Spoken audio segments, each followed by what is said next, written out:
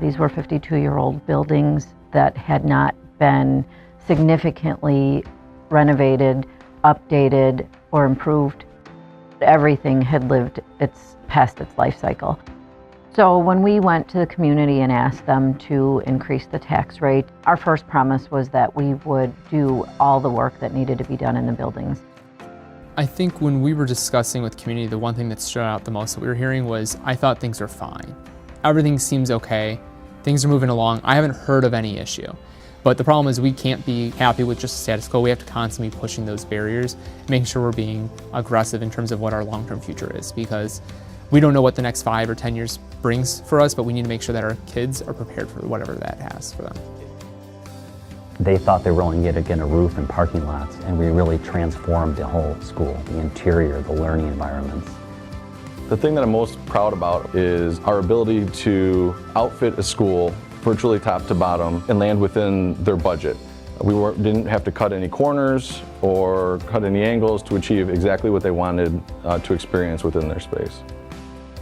When the plan first started, there was a fear that we would spend a lot of money to improve the buildings and there'd be nothing visual that you could see. So it's my goal in the business office to find a way to stretch the dollars to make the learning experience the best we can for the kids.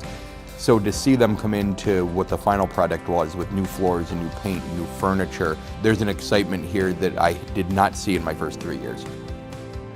What we really were focused on is improving the learning environment in the classrooms, saving the school's energy and money, and updating their old equipment. Almost every part of the school received new paint, received new flooring.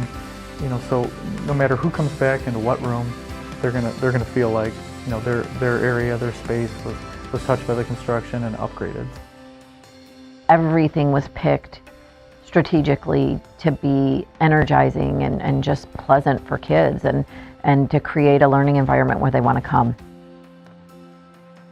Everybody on any group that was impacted by this work did so with the focus of, when we come back to school, these will be different schools for our students.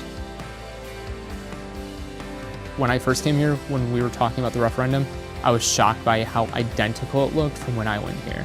Coming in today, seeing it for the first time, I'm blown away. It's a really bright space.